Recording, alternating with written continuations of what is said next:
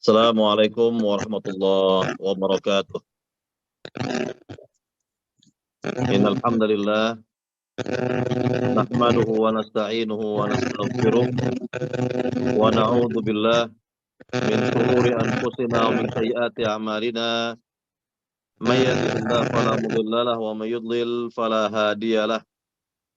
Asyhadu an la ilaha illallah wahdahu la syarika lah wa asyhadu anna Muhammadan 'abduhu wa rasuluh.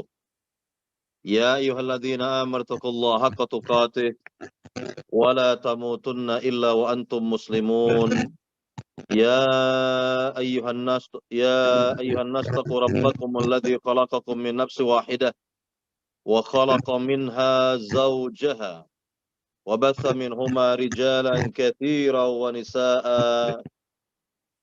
واتقوا الله الذي تساءلون به والأرحام إن الله كان عليكم رقيبا يا أيها الذين آمنوا اتقوا الله وقولوا قولا سديدا يصلح لكم أعمالكم ويغفر لكم ذنوبكم ومن يطع الله ورسوله فقد فاز فوزا عظيما. من بعد فإن أصدق الحديث كتاب الله وخير الهدي هدي محمد صلى الله عليه وسلم وشر الأمور محدثاتها وكل محدثة بدعة وكل بدعة ضلالة وكل ضلالة في النار.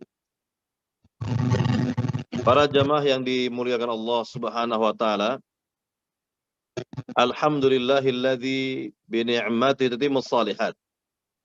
Segala puji bagi Allah yang dengan nikmat-nikmatnya terlaksana amal-amal saleh. Para jamaah yang dimuliakan Allah Subhanahu wa taala,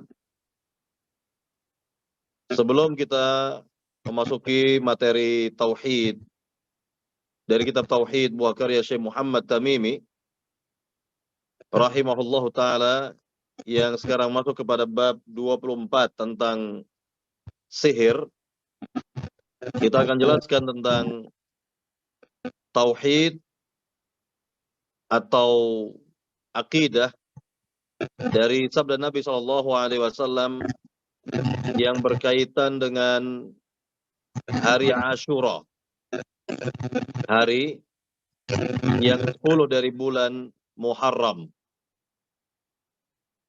Para jamaah yang dimuliakan Allah Subhanahu wa taala, kita sekarang berada di penghujung bulan terakhir dari bulan-bulan Islam, bulan Dzulhijjah. Dan insyaallah taala kita akan masuki bulan mulia berikutnya, yaitu bulan Muharram, di mana Rasulullah Shallallahu Alaihi Wasallam telah menjelaskan kepada kita tentang keutamaan bulan Muharram dalam hadis yang mulia riwayat Bukhari Muslim dari sahabat Nabi yang mulia Abu Bakrah. Nabi yang mulia Shallallahu Alaihi Wasallam bersabda, Inna zamana qad istadara ka hay'atih yauma khalaqallahu samawati wal ard. As-sanatu 12 syahran minha arba'atun hurum, thalathun mutawaliyat, Dzulqa'dah wa Dzulhijjah wal Muharram wa Rajabun Mudhar alladzi baina Jumada wa Sya'ban. Muttafaqun alaih. Kata Nabi sallallahu alaihi wasallam, sungguhnya waktu atau zaman telah berputar atau telah beredar pertama kali semenjak Allah mencipta langit dan bumi. Dalam setahun terdapat 12 bulan. Di antaranya adalah bulan-bulan yang dimuliakan Allah. 4 bulan yang dimuliakan Allah. 3 bulan pertama datang secara berurutan. Nabi urut di sini dari bulan yang ke-11, yaitu bulan Dzulqa'dah, bulan Dzulhijjah, bulan Muharram, dan bulan yang keempatnya terpisah yaitu bulan Rajab, yaitu bulan yang ke-7. Bulan yang terpisah. Inilah bulan-bulan yang dimuliakan Allah Subhanahu wa taala. Jadi kita sekarang berada pada bulan yang mulia, itu bulan Dzulhijjah, dan kita akan masuk kepada bulan yang mulia berikutnya, yaitu bulan Muharram. Di dalam hadis Abu Hurairah Dalam hadis yang sahih ini Rasulullah SAW menegaskan tentang keutamaan bulan Muharram ini. Kata Nabi yang mulia SAW, afdalus siyami ba'da Ramadan Syahrullahil Muharram. Kata Nabi yang mulia SAW, seutama-utama puasa setelah puasa Ramadan adalah puasa di bulan Allah yang mulia, yaitu bulan Muharram. Bulan Muharram. Nah, sekarang berkaitan dengan puasa tersebut, apa penjelasan puasa pada bulan Muharram? Kita dengarkan hadis yang ketiga dari sabda Nabi yang mulia SAW. Beliau mengatakan kepada kita semua ketika melihat orang-orang Yahudi Madinah berpuasa pada hari Ashura, yaitu tanggal 10 Muharram. Ya, ini kejadian ini pada tahun pertama Hijriah. Awal-awal Nabi berada di negeri Madinah, beliau SAW melihat orang-orang Yahudi berpuasa pada hari Ashura, pada bulan Muharram ini, 10 Muharram ini. Maka Nabi yang mulia SAW bertanya kepada orang-orang Yahudi, "Ma hadza?" kata Nabi. Ada apa gerangan dengan hari ini? Mengapa kalian berpuasa pada hari ini? Ada apa gerangan? Jawaban mereka adalah hadza yaumun salih. Dalam riwayat yang lain, ta'udduhu al-yahud 'ida. Ini adalah hari baik bagi kami. Dalam riwayat yang lain dikatakan oleh mereka, dikatakan bahwa hari tersebut sebagai hari raya bagi orang-orang Yahudi. Kemudian mereka melanjutkan penjelasan kepada Nabi, yaumun najallahu Musa wa qaumahu min aduwihim fasama Musa. Pada hari ini, yang di tanggal 10 Muharram di zaman Nabi Musa, ya 10 Muharram, di zaman Nabi Musa alaihissalam, Allah subhanahu wa ta'ala telah menyelamatkan Nabi Musa dan Bani Israel dari kejaran musuh mereka. yakni dari kejaran Fir'aun dan tentaranya ketika itu. Maka Nabi Musa berpuasa pada hari itu. Nah, sekarang kita dengarkan apa komentar Nabi yang mulia SAW yang di dalamnya mengandung materi tauhid.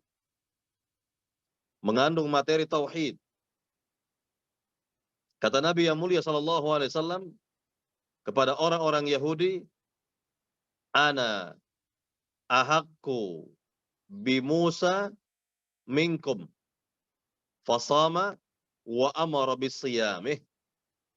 Kata Nabi yang mulia SAW, saya lebih berhak tentang puasa Nabi Musa itu daripada kalian.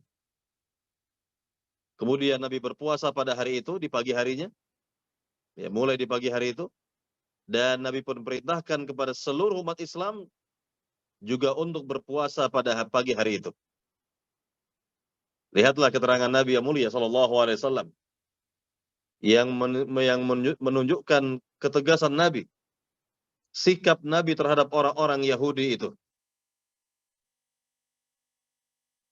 Nah, sekarang pertanyaan, apa kaitannya ya dengan materi akidah? Dari sabda Nabi itu, apa kaitannya dengan materi akidah atau tauhid?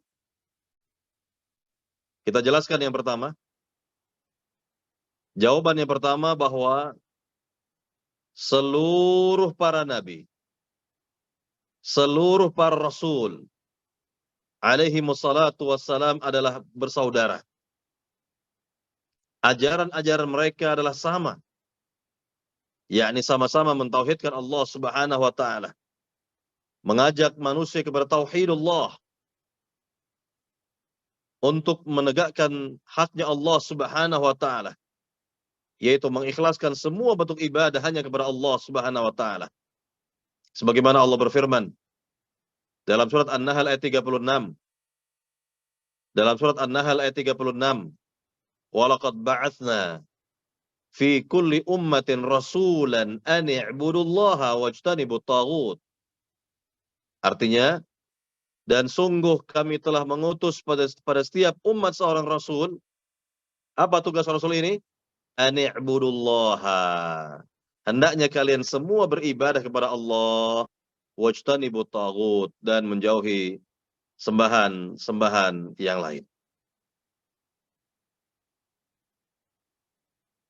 Berkaitan dengan ayat yang mulia ini, Nabi yang mulia sallallahu alaihi wasallam menegaskan dalam hadis yang mulia, beliau sallallahu alaihi wasallam mengatakan kepada kita, "Inna ma'asyiral anbiya ikhwatun li'allat ummahatuhum syatta wa dinuhum wahid." Artinya, kami para nabi adalah bersaudara. Walaupun ibunda-ibunda kami berbeda-beda, namun ajaran kami sama. Ajaran kami sama, yakni sama-sama ya mendakwahkan kepada tauhid, mengajak manusia kembali kepada tauhid, menegakkan hak Allah Subhanahu wa taala. Maka lihatlah ya, berkaitan dengan sabda Nabi yang pertama itu kepada orang-orang Yahudi, ya, saya lebih berhak tentang ajaran Nabi Musa itu daripada kalian. Artinya bahwa Nabi yang mulia sallallahu alaihi wasallam berhak berpuasa sebagaimana Nabi Musa berpuasa, yang mana puasa itu ya akan menjadikan seorang itu mendapatkan predikat takwa, dan tidak mungkin seorang mendapat predikat takwa jika ia tidak bertauhid kepada Allah Subhanahu wa taala. Jadi sekali lagi, tidak mungkin seorang akan mendapatkan predikat takwa kecuali jika seorang bertauhid kepada Allah Subhanahu wa taala, sebagaimana Allah menjelaskan dalam ayat Siyam, ayat tentang Siyam yang sudah dihafal oleh para jamaah. Ya ayyuhalladzina amanu kutiba alaikumus siyam kama kutiba alal ladzina min qablikum la'allakum tattaqun. Lihatlah dalam ayat yang mulia ini dikatakan la'allakum tattaqun, agar kalian bertakwa. Agar kalian bertakwa. Nah, di sini Allah Subhanahu wa taala menegaskan dalam ayat yang lain tentang ketakwaan itu diraih dengan bertauhid. Ketakwaan akan didapat dengan cara bertauhid kepada Allah Subhanahu wa taala. Sebagaimana Allah berfirman, "Ya ayyuhan nasu u'budu rabbakumul ladzi khalaqakum walladzina min qablikum la'allakum tattaqun." Dalam surat Al-Baqarah ayat 21, di mana Allah tegaskan, ya, wahai segenap manusia, beribadahlah kalian kepada Allah. Lihat, bertauhidlah kalian kepada Allah. Ya ayyuhan nasu u'budu rabbakumul ladzi khalaqakum walladzina min qablikum. Wahai segenap manusia, beribadahlah kalian hanya kepada Allah, yakni bertauhidlah. Bertauhidlah kepada Allah Subhanahu wa taala yang telah menciptakan kalian dan orang-orang sebelum kalian. Apa ujung dari tauhid itu? Hasil dari tauhid tersebut apa? Allah nyatakan sendiri, la'allakum tattaqun, agar kalian mendapat predikat takwa di sisi Allah Subhanahu wa taala. Nah, inilah syarat mutlak, syarat utama seorang mendapatkan predikat takwa, yaitu dengan bertauhid kepada Allah Subhanahu wa taala. Nah, kembali kepada ya sabda Nabi tadi, bahwa Nabi mengatakan kepada orang-orang Yahudi, saya ini lebih berhak tentang puasa Nabi Musa itu daripada kalian. Ini yang pertama. Nah, kemudian jawaban yang kedua, bahwa orang-orang Yahudi di zaman Nabi tidak pantas mengaku-ngaku sebagai umat Nabi Musa. Tidak pantas ya, mengaku sebagai pengikut Nabi Musa, umat Nabi Musa. Tidaklah pantas. Mengapa? Karena mereka telah berbuat syirik besar kepada Allah Subhanahu wa taala, yaitu dengan menjadikan Uzair sebagai anak Tuhan, kata mereka. Uzair ibn Allah kata mereka. Uzair adalah anak Allah kata mereka itu. Wal billah. Nasallallahu salamata wal afiyah. Nah, inilah yang harus kita fahami di sini. Ya, ini mengapa kok Nabi kita Muhammad sallallahu alaihi wasallam menegaskan bahwa puasa Nabi Musa itu ya lebih berhak bagi ya Rasulullah SAW dan bagi umat beliau sallallahu alaihi wasallam dan bukan bagi orang-orang Yahudi. Jelaslah bagi kita bahwa kesyirikan orang-orang Yahudi pada saat itu sudah jelas-jelas syirik besar. Syirik besar. Yang mana syirik besar itu dapat mengeluarkan mereka dari agama Nabi Musa alaihissalam.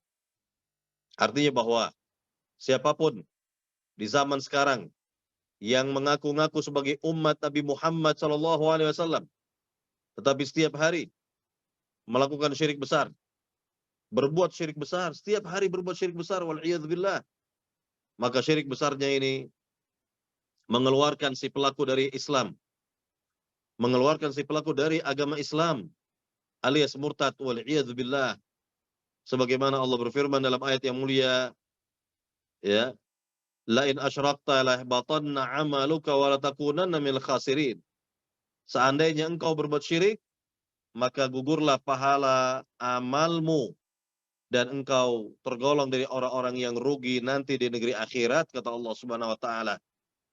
Atau dalam hadis Nabi yang mulia, Nabi menegaskan, man laqiyallaha la yusyriku bihi syai'an dakhalal jannah wa man laqiyahu yusyriku bihi syai'an dakhalan nar, kata Nabi. Barang siapa nanti di akhirat berjumpa dengan Allah dalam keadaan bersih dari perbuatan syirik, bersih dari dosa syirik, maka Allah akan masukkan ia ke dalam surga. Dan kebalikannya, dan barang siapa berjumpa dengan Allah dengan keadaan membawa dosa syirik, maka dimasukkan ke dalam neraka, wal'iyadzubillah. Nasallallahu salamata wal afiyah. Nah, inilah yang perlu difahami di sini. Inilah yang harus dijelaskan di sini, bahwa siapa saja dari umat Islam ini di zaman sekarang yang ngaku-ngaku ya sebagai umat Muhammad, katanya umat Nabi Muhammad sallallahu alaihi wasallam, namun masih berbuat syirik besar, ya, masih berbuat syirik besar, ya, seperti menyembah kubur, meminta-minta kepada penghuni kubur, ya, berbuat sihir. Ya, ini yang akan kita jelaskan di pagi hari ini. Atau mempercayai jimat-jimat misalnya, datang ke dukun paranormal, tukang sihir, ya, dan seterusnya. Dan masih banyak lagi dari perbuatan syirik besar. Dari perbuatan syirik besar, maka ini dapat mengancam si pelaku keluar dari agama Islam, ya, alias murtad, dan kelak di negeri akhirat ditempatkan di dalam neraka, wal'iyadzubillah, nasallallahu salamata wal afiyah. Para jamaah yang dimuliakan Allah Subhanahu wa taala, nah inilah jawaban dari sabda Nabi yang mulia tadi, mengapa Nabi mengatakan saya ini lebih berhak tentang puasa Nabi Musa itu daripada kalian. Ini dari tinjauan akidah, ya, dari tinjauan tauhid, ya. Wallahu taala alam. Baik, para jamaah yang dimuliakan Allah Subhanahu wa taala, kita masuk kepada penjelasan atau keterangan dari muallif, penulis kitab tauhid, Syekh Muhammad Tamimi rahimahullah, tentang bab yang ke-24 yang diberikan judul langsung oleh beliau, yaitu babun ma jaa fis sihri, bab tentang sihir. Tentang sihir. Ini sudah menjadi bahasa Indonesia ini. Ya, bahasa Arabnya adalah sihrun. As-sihru. Disebut oleh ya orang kita yaitu sihir. Baik. Para jamaah yang dimuliakan Allah Subhanahu wa taala, kita akan jelaskan terlebih dahulu tentang definisi sihir, ya. Baru kita akan pindah kepada ayat yang mulia terdapat dalam surat Al-Baqarah ayat 102. Ayat 102 begitu. Yang berkaitan dengan yakni sihir atau asal muasal ilmu sihir, begitulah kurang lebih. Baik, para jamaah yang dimuliakan Allah Subhanahu wa taala, yang pertama tentang definisi sihir secara bahasa atau secara etimologi, yaitu ma khafiya wa latafa sababuh.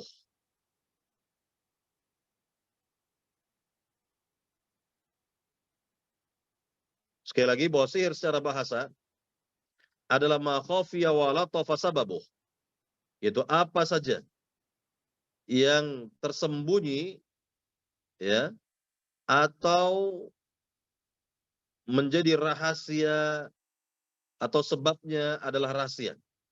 Jadi segala sesuatu yang sebabnya adalah halus, ya, atau rahasia atau tidak diketahui, maka ini makna sihir secara bahasa.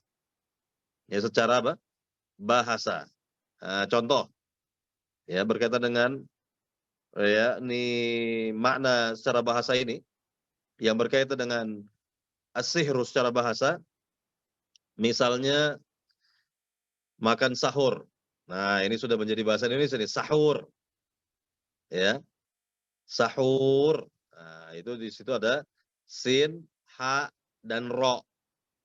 Ya, sebagaimana sihir kan, sihir, as-sihru, sihrun, itu terdiri dari 3 kata, sin, ha, dan ro. Sihrun.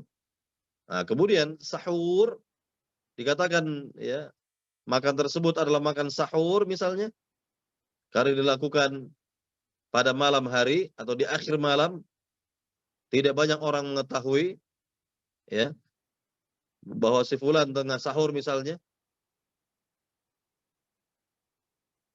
karena inilah yang berkaitan dengan makna sihir secara bahasa, yaitu segala sesuatu yang sebabnya adalah rahasia atau tersembunyi atau tidak diketahui. Ya, jadi ini makna sihir secara bahasa. Nah, kemudian makna sihir secara terminologi atau secara syar'an ini dibagi menjadi 2 oleh para ulama. Jadi dibagi menjadi 2. Yang pertama itu sihir yang berupa atau yang berasal dari ikatan-ikatan atau buhul-buhul dan mantra-mantra. Nah, ini dia. Jadi makna sihir secara terminologi adalah, ya, yakni yang berasal dari mantra-mantra atau buhul-buhul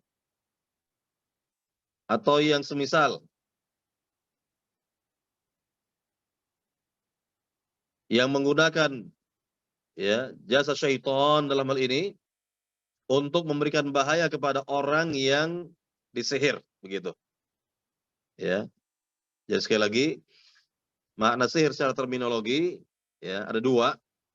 Yang pertama bahwa sihir tersebut menggunakan mantra-mantra, buhul-buhul, simpul-simpul, atau yang semisal, yang dapat membahayakan diri orang yang tersihir atau disihir. Adapun sihir yang kedua, yaitu yang menggunakan ramuan-ramuan. Yang menggunakan apa? Yakni semacam ramuan-ramuan begitu, yang dapat mempengaruhi jiwa seorang, ya, pemikiran seorang, akal seorang, dan yang lainnya. Misalnya, ya, ini berkaitan dengan ramuan tertentu, racikan tertentu misalnya, apabila diberikan kepada si fulan atau fulanah, maka si fulan atau si fulan tersebut akan ikut dengan orang tersebut, orang yang mensihirnya itu, ya, lewat ramuan-ramuan atau racikan-racikan itu. Ya, atau yakni dengan ramuan-ramuan tersebut, ya, misalnya, atau racikan-racikan tersebut yang telah, ya, yakni terdapat sihir di dalamnya itu, misalnya otak menjadi atau akal menjadi terganggu misalnya, atau bahkan badan menjadi sakit misalnya, ya, sampai akhirnya meninggal misalnya. Begitulah berkaitan dengan yakni sihir, makna sihir yang kedua, yaitu yang menggunakan racikan atau ramuan, ya, yang dapat membahayakan diri orang yang tersihir itu. Baik.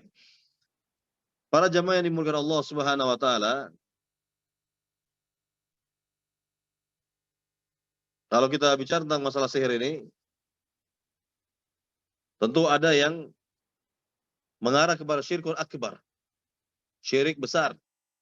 Ya, syirik besar, yaitu sihir yang menggunakan jasa syaitan. Ya, sihir yang menggunakan jasa syaitan. Nah, ini dapat mengarah kepada syirik besar. Jadi pelakunya bisa mendapatkan ancaman berat atau ancaman keras, hukuman yang berat, yang keras, ya. Dan yang seperti ini pelakunya bisa dihukumi sebagai orang yang telah keluar dari agama Islam, wal'iyadzubillah, karena menggunakan jasa syaitan. Adapun ya sihir yang lain yang tidak sampai kepada syirkun akbar, syirik besar, yaitu yang tidak menggunakan perantara jin, ya, tidak menggunakan perantara makhluk, ya, halus atau jin, maka ini ya tidak sampai kepada syirkun akbar, tidak sampai kepada syirik besar, ya. Baik para jamaah yang dimuliakan Allah Subhanahu wa taala,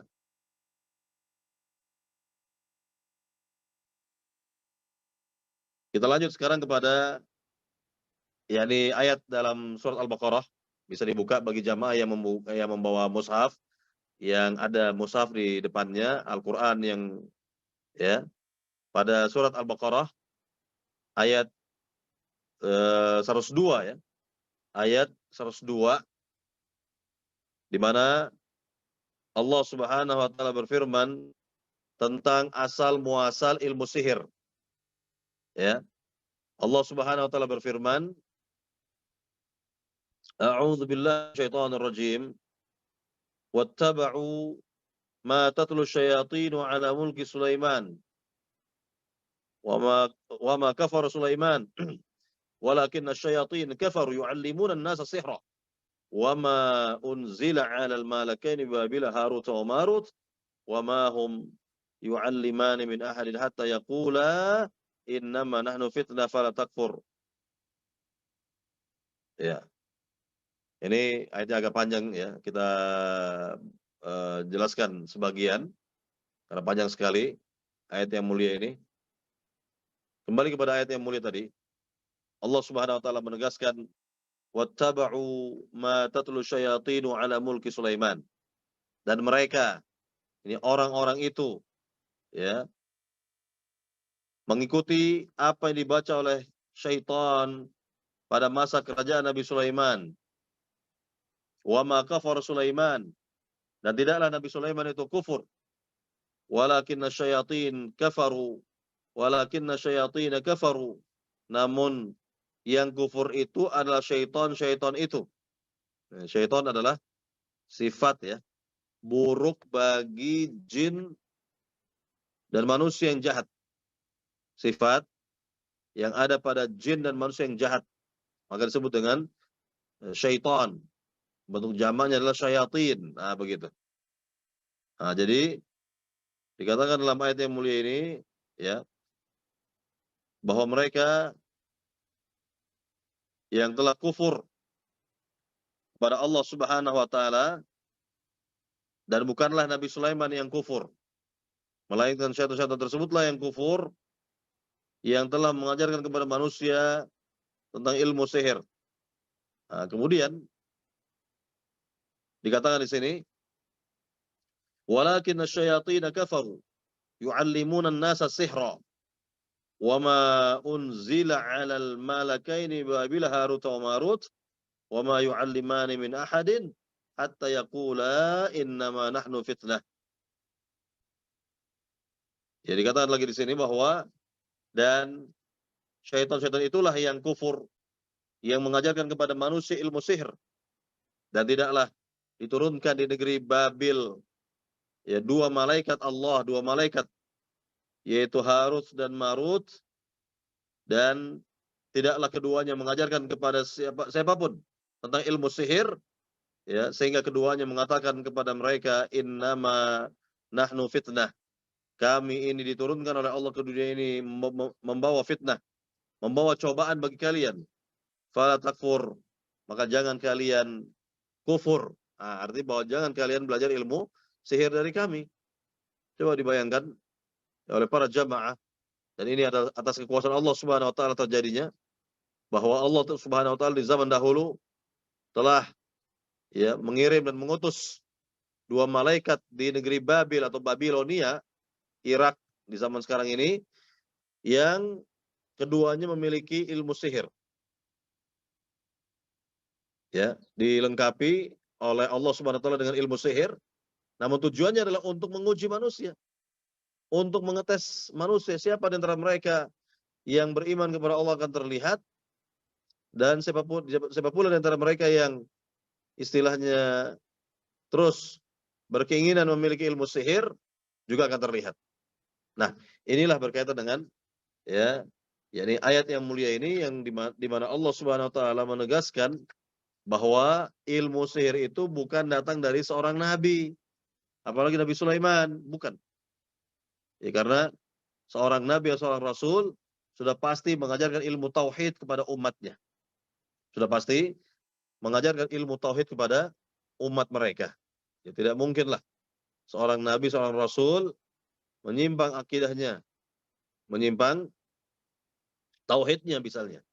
Ya, jadi sekali lagi bahwa ini sebagai bantahan Allah Subhanahu wa taala kepada orang-orang ya yang mengklaim bahwa ilmu sihir mereka itu didapat dari Nabi Sulaiman, padahal Allah sendiri yang mengatakan wa ma kafara Sulaiman walakinna syayatin kafaru. Tidaklah Nabi Sulaiman itu kufur, melainkan yang kufur itulah syaitan-syaitan, yakni syaitan dari golongan jin atau syaitan dari golongan manusia. Siapa saja dari mereka yang mengajarkan ilmu sihir, maka dikatakan syayatin. Syaitan dari golongan manusia dan jin. Baik. Para jamaah yang dimuliakan Allah Subhanahu wa taala, kita lanjut kembali di sini pada ayat yang mulia tadi, ya. Sebagaimana dijelaskan dulu ya oleh dua malaikat tadi, apabila kalian ingin belajar ilmu sihir dari kami, maka konsekuensinya kalian akan kufur, itu dia. Kalian akan kufur kepada Allah Subhanahu wa taala. Nah, di sini tetap saja ada saja di antara manusia yang berkeinginan memiliki ilmu sihir, ya, dia akan tanggung resikonya. Ya, walaupun telah diingatkan bahwa mempelajari ilmu sihir ini akan kufur, akan berakibat apa? Kufur kepada Allah Subhanahu wa taala. Namun tetap saja di antara manusia atau jin itu tetap ada yang istilahnya bandel ya. Tetap mereka belajar kepada dua malaikat ini ilmu sihir sampai akhirnya ilmu sihir ini tersebar. Ya, tersebar. Baik, para jemaah yang dimuliakan Allah Subhanahu wa taala, kalau kita bicara tentang hukuman ya, hukuman yang diberikan kepada tukang sihir juga berbeda-beda. Ya, berbeda-beda. Ini tergantung dengan seberapa beratnya ya pelanggaran yang dilakukan oleh tukang sihir. Kalau ya sangat berat sekali berarti ya hukumannya bisa hukuman mati menurut agama yang mulia ini. Hukuman mati menurut agama yang mulia ini. Nah, sekarang kita lihat di mana sihir itu sendiri ya tidaklah terjadi kecuali dengan izin Allah Subhanahu wa taala. Kecuali dengan izin Allah Subhanahu wa taala. Di mana Allah nyatakan dalam ayat yang tadi dari surah Al-Baqarah ayat 102 tadi, ya Allah Subhanahu wa taala berfirman, "Wa ma hum bidarrin bihi min ahadin illa biiznillah wa yata'allamuna ma yadhurruhum wa la yanfa'uhum wa laqad 'alimu laman ishtarahu ma lahu fil akhirati min khalaq." Artinya, dan tidaklah mereka dapat memberikan mara bahaya kepada seorang kecuali dengan izin Allah, kecuali dengan izin Allah, dan mereka mempelajari ilmu sihir tersebut yang tidak membahayakan mereka dan tidak pula memberikan manfaat kepada mereka. Dan sungguh mereka telah mengetahui orang-orang yang menjual, ya, yakni menjual kehormatan dirinya, bahwa nanti di akhirat bagi mereka tidak ada nasib atau tidak ada bagiannya sama sekali. Yani tidak ada bantuan dari Allah Subhanahu wa taala. Waliyadzubillah.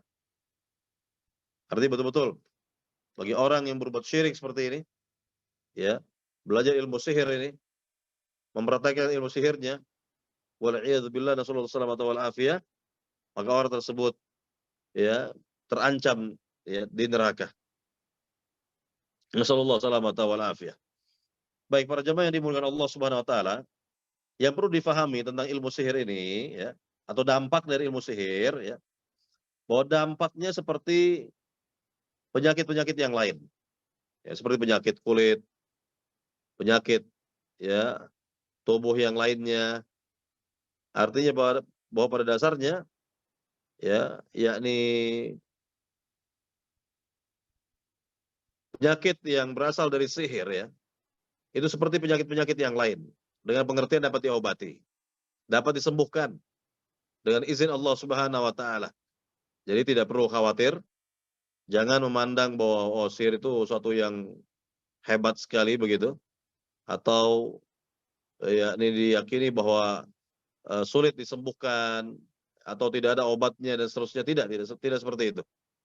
Artinya bahwa, ya, orang yang terdampak atau orang yang terdampak dengan sihir dapat dengan izin Allah Subhanahu wa taala diobati.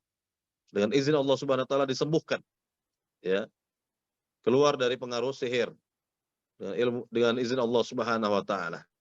Karena memang pada dasarnya bahwa sihir tersebut tidaklah dapat, ya, mencelakakan siapapun juga kecuali atas izin Allah Subhanahu wa taala.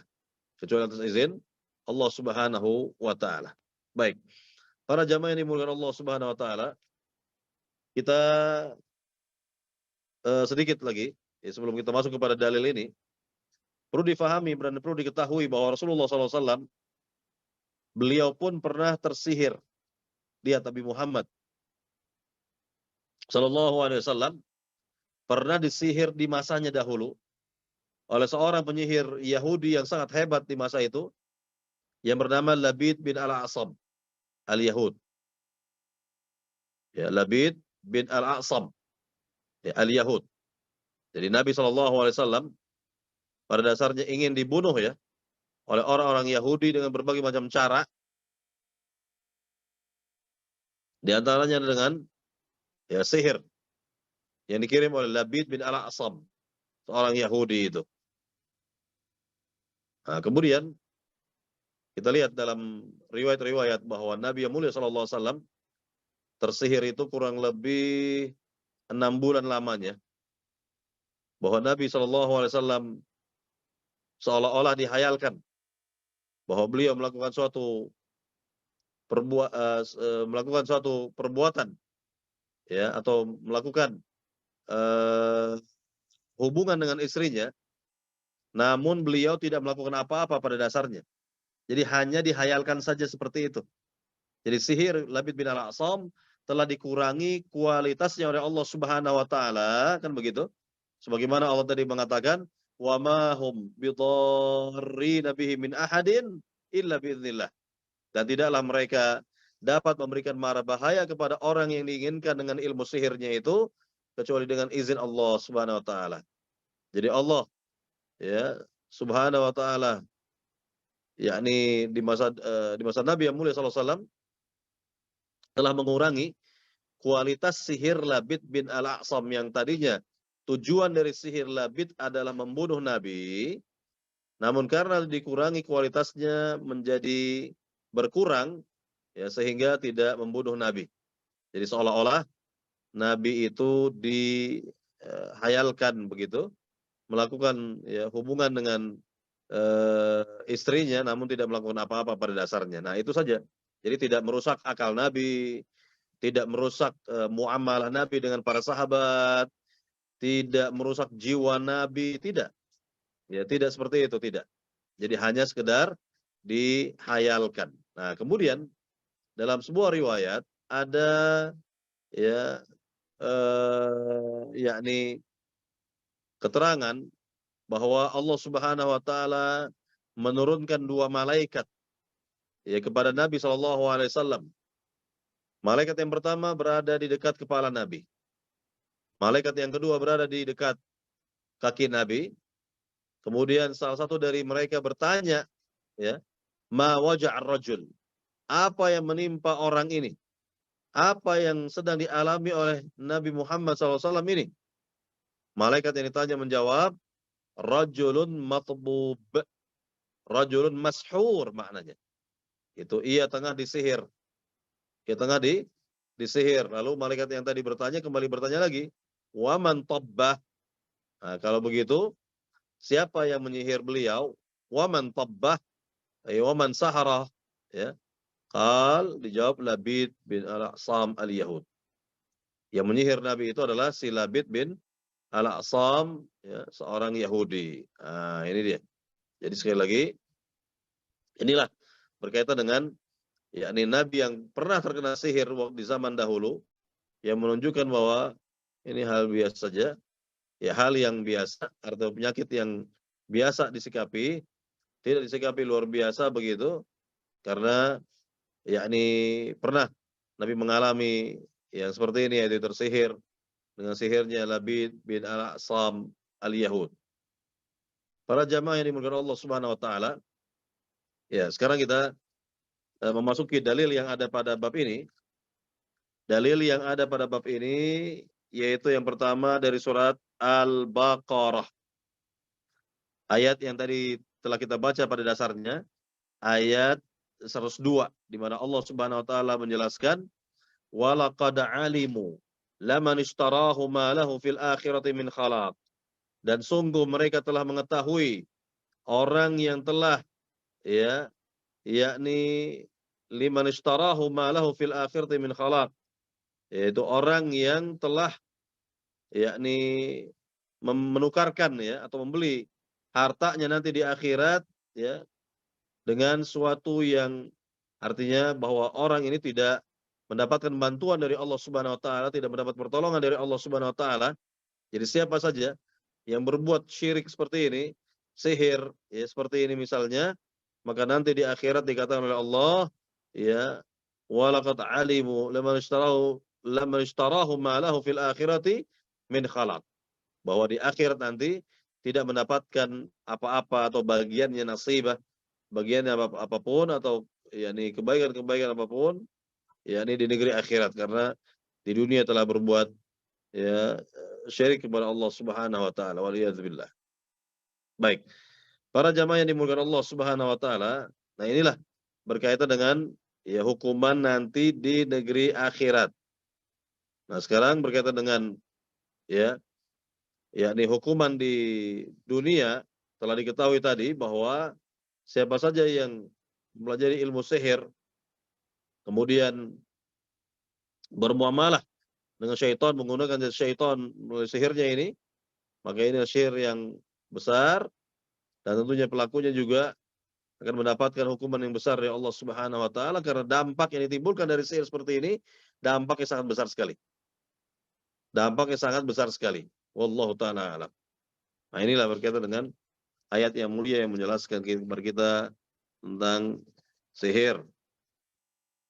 Yang kita akan lihat di sini bahwa, ya, dari sejak zaman para sahabat sudah dibersihkan negeri Madinah, ya, dari unsur-unsur kesyirikan, sehingga tidak ada lagi orang-orang yang berbuat syirik kepada Allah Subhanahu wa taala, ya.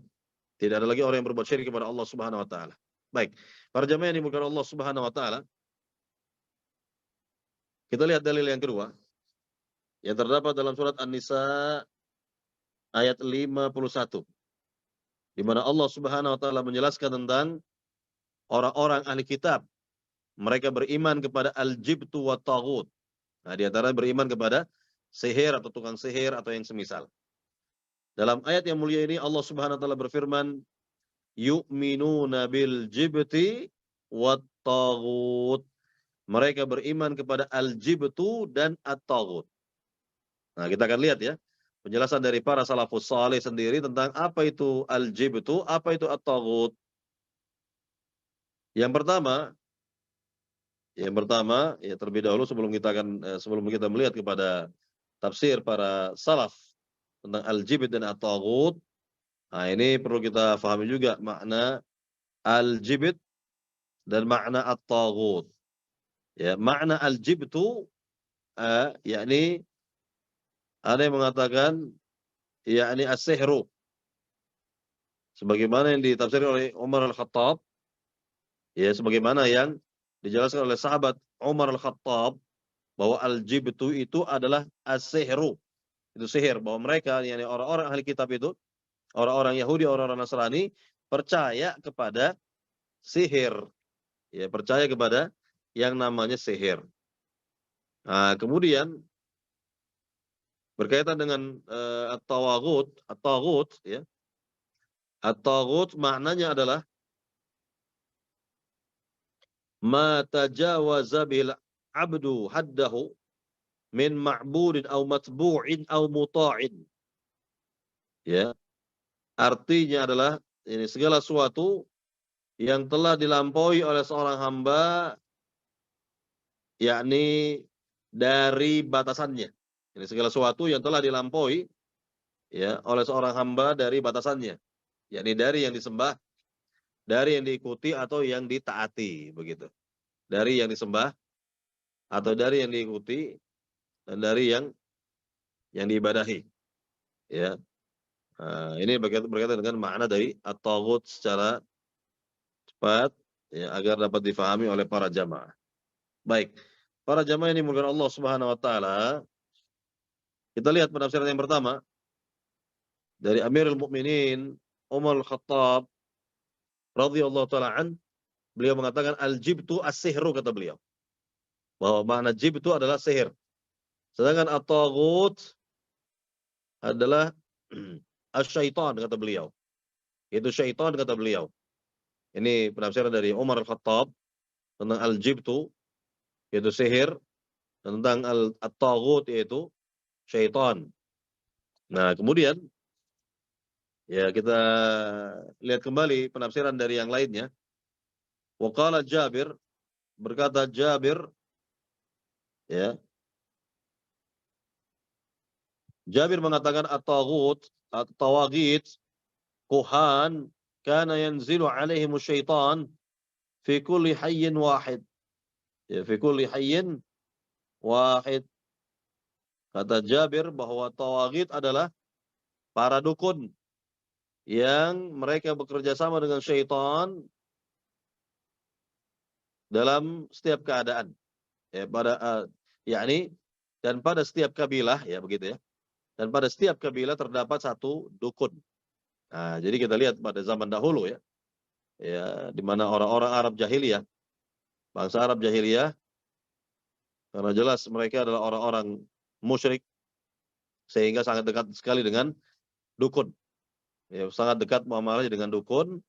Nah, kemudian Nabi sampaikan tentang masalah seperti ini bahwa at-tawaghit adalah ya dukun yang bekerja sama dengan syaitan dan setiap kabilah terdapat satu dukun.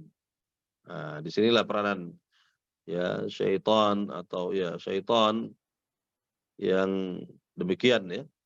Artinya bahwa ini orang-orang di zaman dahulu mereka tidak akan lepas dari yang namanya ya bermuamalah dengan dukun. Ya, dukun ya di mana dukun ini menjadi sumber bagi mereka, sumber yakni segala hal pengetahuan dan seterusnya dari mereka. Baik. Baik para jamaah yang dimuliakan Allah Subhanahu wa taala, sebagai contoh ya, sebagai contoh kita berikan contoh. Ketika kakek Nabi yaitu Abdul Muttalib telah menginginkan atau telah bernazar untuk Tuhan-Tuhannya, yaitu menyembelih anak laki-lakinya begitu. Dan singkatnya bahwa ayah atau ayahanda Nabi SAW, yaitu Abdullah, ya, di masa dahulu akan disembelih oleh Abdul Muttalib. Nah, ini nazar bagi Abdul Muttalib, ya. Maka keluarga besar Abdul Muttalib mencegah perbuatan Abdul Muttalib. Maka Abdul Muttalib bertanya kepada mereka, lalu bagaimana solusinya? Nah, kata mereka, kita akan tanya kepada dukun. Nah, ini dia. Kita akan tanya kepada si dukun. Maka dipanggillah dukun, lalu jelaskan keinginan Abdul Muttalib ketika itu. Maka akhirnya dukun memberikan solusi. Nah, begini aja deh kata si dukun, kita buat semacam kocokan, ya, atau qur'ah begitu ya. Dan di dalam kocokan tersebut terdapat dua kertas. Kertas yang pertama tertulis Abdullah. Nah, kertas yang kedua tertulis 10 tertulis 10 ekor unta begitu ya. 10 ekor unta. Nah, jadi ada dua kertas di situ dalam sebuah kocokan. Kertas yang pertama tertulis Abdullah, dan kertas yang kedua tertulis 10 ekor atau unta lah, begitulah kurang lebih. Artinya apabila kertas yang pertama keluar, maka harus diganti, ditebus dengan 10 ekor unta begitu. Nah, sampai kertas yang kedua keluar. Nah, kalau kertas yang kedua yang tertulis adanya onta begitu, maka stop. Nah, begitulah ya yang diinginkan oleh dukun tadi. Maka dimulailah kocokan itu. Ya, ketika dimulai kocokan, maka keluar yang pertama nama Abdullah. Kertas yang pertama berarti. Maka langsung ditebus dengan 10 ekor unta. Kocokan yang kedua, keluar lagi nama Abdullah. Maka ditebus dengan 10 ekor unta yang lain. Jadi 20 kan. Kocokan yang ketiga sampai yang ke-10 tetap nama Abdullah yang keluar. Sehingga genaplah jumlah onta tersebut menjadi 100 ekor unta. Nah, kemudian yang terakhir keluar kertas yang kedua, yaitu yang bertulis onta stop kata dukun. Berarti hanya 100 ekor unta yang disembelih oleh Abdul Muttalib yang diperuntukkan untuk Tuhan-Tuhannya, tidak boleh tidak boleh dikonsumsi begitu ya oleh manusia ketika itu. Jadi dibiarkan membusuk, dibiarkan begitu saja sampai tulang belulangnya. Maka inilah berkaitan dengan contoh saja dari sekian banyak contoh di mana dukun di masa dahulu itu menjadi pusat permasalahan atau sumber ini masalah yang dihadapi oleh masyarakat, wal'iyadzubillah, nasallallahu salamata wal afiyah. Nah, inilah kisah nyata di masa dahulu berkaitan dengan peranan dukun yang sangat besar di masa dahulu.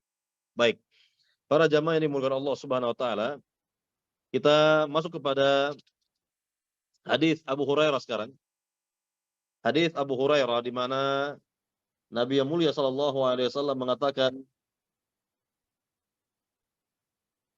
an Abi Hurairah radhiyallahu taala anna Rasulullah sallallahu alaihi wasallam qala, ijtanibu sab'al mubiqat.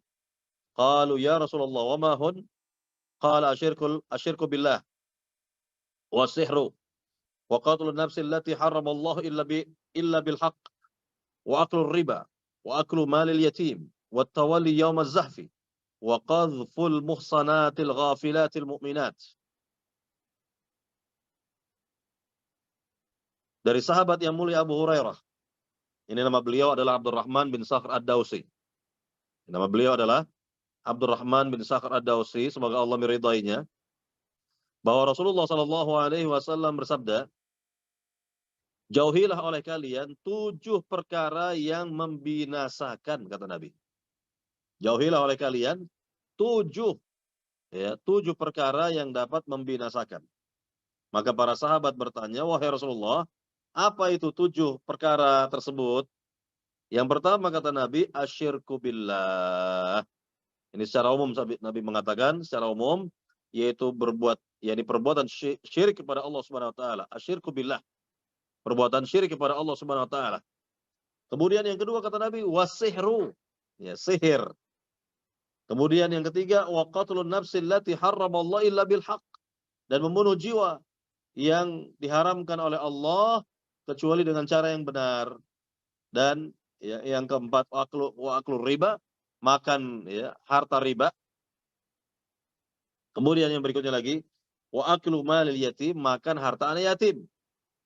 Kemudian yang berikutnya lagi, wa tawalli yaumaz zahfi, lari dari medan tempur ya tanpa uzur syar'i, ya.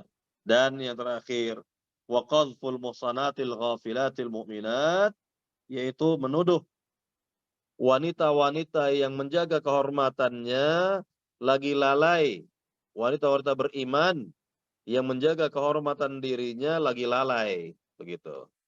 Ya, jadi inilah perkara-perkara yang membinasakan kata Nabi SAW. Nah, di sini para jamaah bisa melihat bahwa Nabi menyebutkan ijtanibu, jauhilah, ya, jauhilah oleh kalian. Jadi bahasa ijtanibu ini lebih yakni lebih bermakna begitu ya, atau lebih fasih lah begitu daripada mengatakan jangan kalian lakukan begitu. Nah, janganlah kalian melakukan, tapi Nabi menggunakan bahasa dengan ya ungkapan ijtanibu, jauhilah oleh kalian, jauhilah. Jadi mendekat saja tidak boleh, wajib menjauhi. Apalagi mendekat saja tidak boleh. Karena tadi perintahnya adalah untuk menjauhi, kan begitu. Apalagi dikerjakan, ya. Apa itu? Ya, Nabi sebutkan 7 perkara yang membinasakan. Nabi sebutkan 7 di sini. Nabi sebutkan 7 di sini bukan berarti pembatasan bilangan 7, bukan.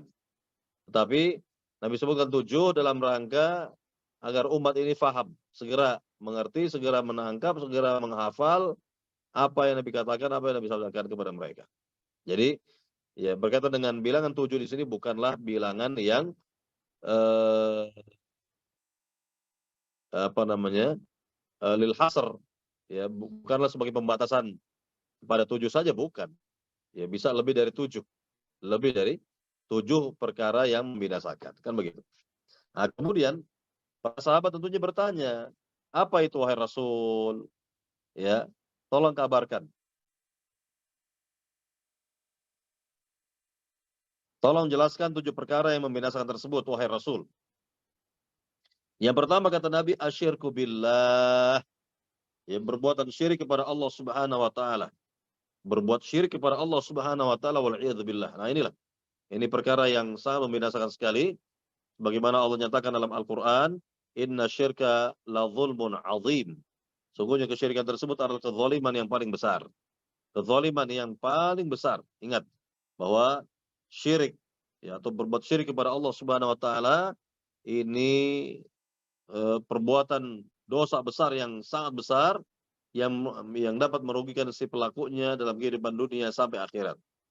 Ya, sampai akhirat. Nah, kemudian yang kedua adalah bagian dari yang pertama tadi sebenarnya, tapi lebih ini rincian di sini, yaitu Nabi sebutkan wasihru, dan sihir. Ini yang kedua. Jadi sihir termasuk dari perkara yang membinasakan kata Nabi SAW. Kemudian yang ketiga, wa qatlun nafsil lati harramallahu illa bil haqq, dan membunuh jiwa yang telah diharamkan oleh Allah kecuali dengan cara yang benar.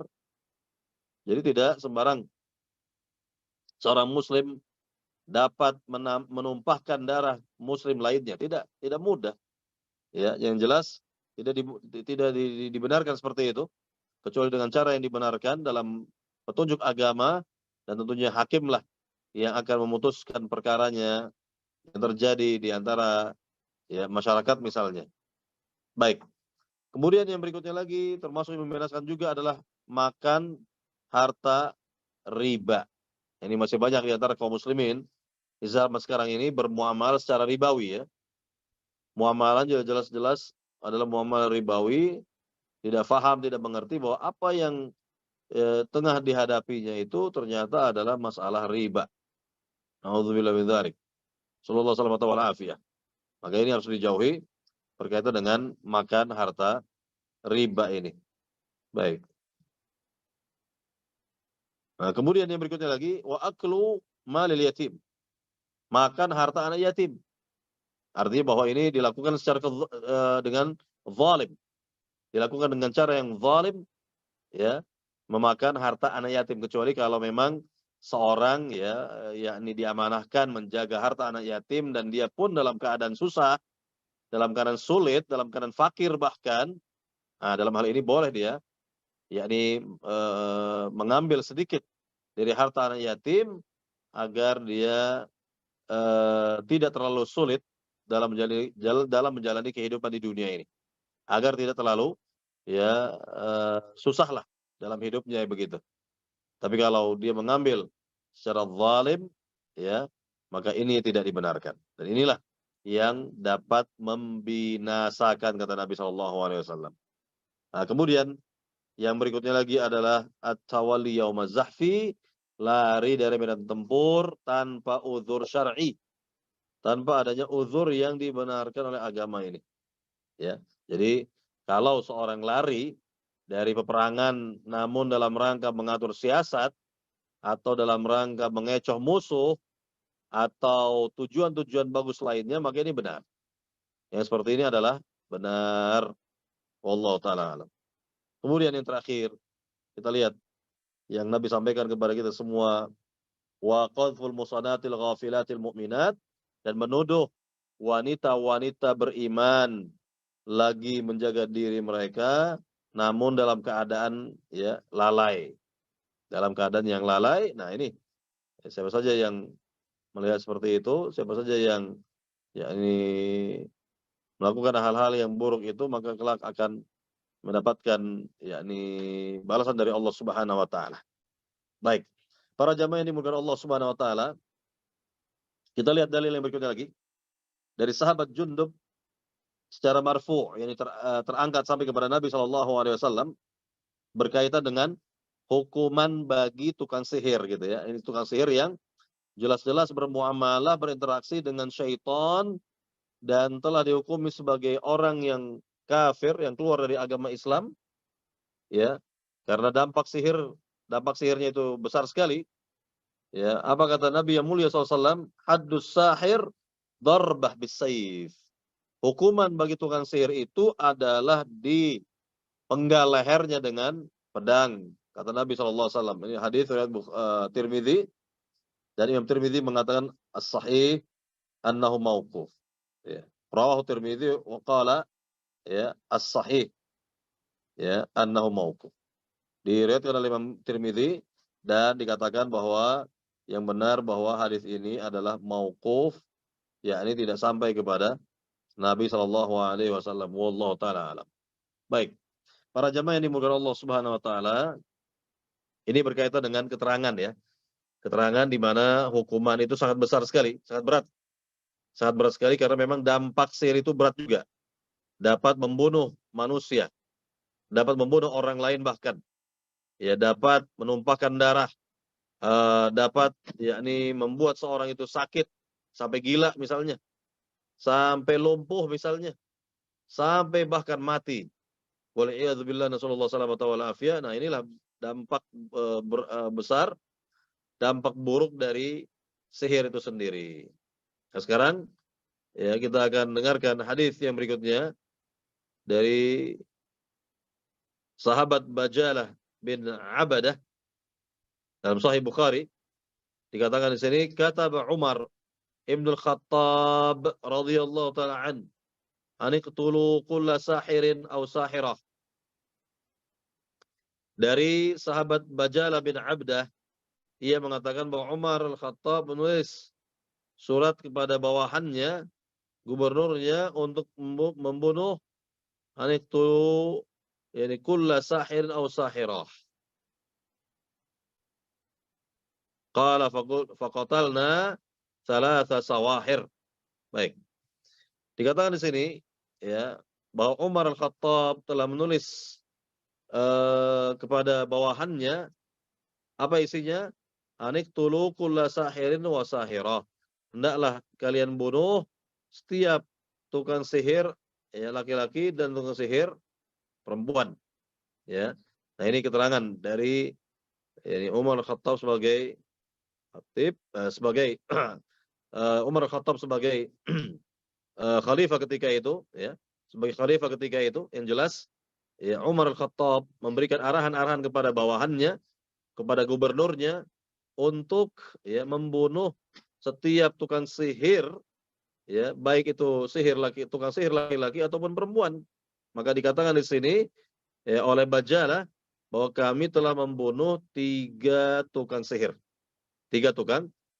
dan juga di bawahnya bisa kita lihat keterangan dari Hafsah. Nah, ini anak Umar radhiyallahu taala anhuma.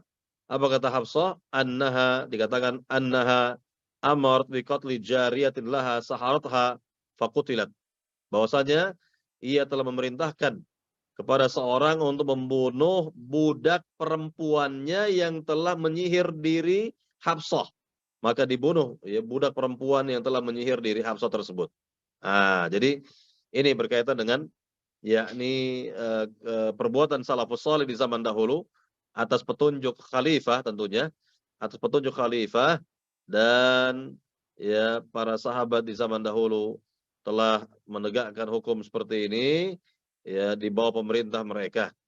Wa kadzalika sahha an Jundub wa qala Ahmad an thalathatin min ashabi Nabi sallam, yaitu telah sah dari 3 sahabat Nabi yang berkaitan dengan masalah ini. Yang pertama dari sahabat Jundub, yang kedua dari sahabat Hafsah, dan ya yang berikutnya dari Umar Al-Khattab ya radhiyallahu taala an, atau dari Bajalah bin Abdah ya tentang riwayat Umar Al-Khattab ini. Ya inilah berkaitan dengan hukuman yang setimpal ya bagi tukang sihir, siapa saja yang berbuat kerusakan di muka bumi seperti ini, menyihir manusia ya sampai dia lumpuh misalnya, wal'iyadzubillah, menyihir manusia sampai dia gila misalnya, naudzubillah, menyihir orang lain ya dalam sampai akhirnya orang tersebut wafat, yang meninggal, nasallallahu salamata wal afiyah. Baik, para jamaah yang dimuliakan Allah Subhanahu wa taala, inilah berkaitan dengan dalil-dalil yang kita bawakan pada bab 24 tentang sihir untuk lebih ya, untuk lebih apa namanya? eh, meningkatkan lagi kajian kita ini pada pagi hari ini. Kita berikan kesempatan soal jawab dan silakan kepada pembawa acara untuk memimpin soal jawab. Kalau ada pertanyaan dipersilahkan. Silakan. Baik Ustaz, jazakallahu untuk materinya. Kita akan mulai sesi tanya jawab. Sudah ada 2 pertanyaan yang sudah masuk. Sebentar Ustaz. Afwan. Assalamualaikum warahmatullahi wabarakatuh. Pak Ustadz, Afwan Pak Ustadz izin bertanya. Apa yang harus kita lakukan agar tidak kena sihir atau guna-guna? Jazakallah khair.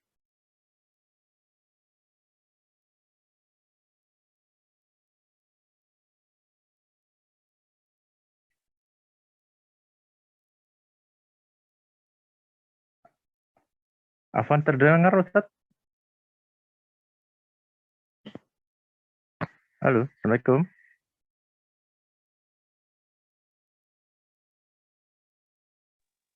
Assalamualaikum Ustadz.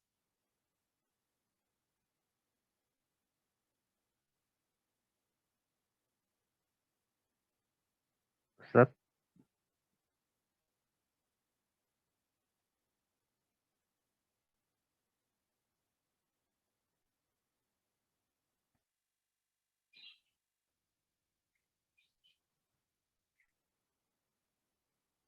Afwan Ustadz. Sepertinya koneksinya Ustadz lagi ada masalah. Kita tunggu sebentar, mungkin beliau akan reconnecting.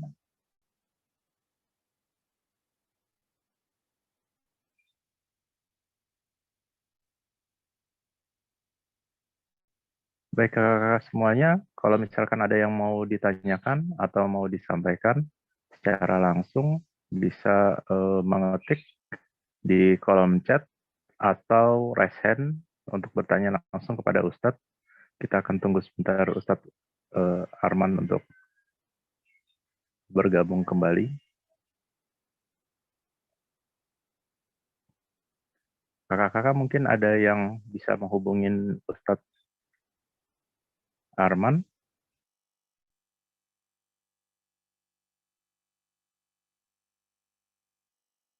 Oke, Ustadz sudah kembali bergabung.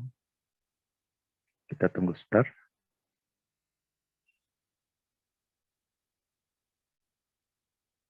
Assalamualaikum Ustadz.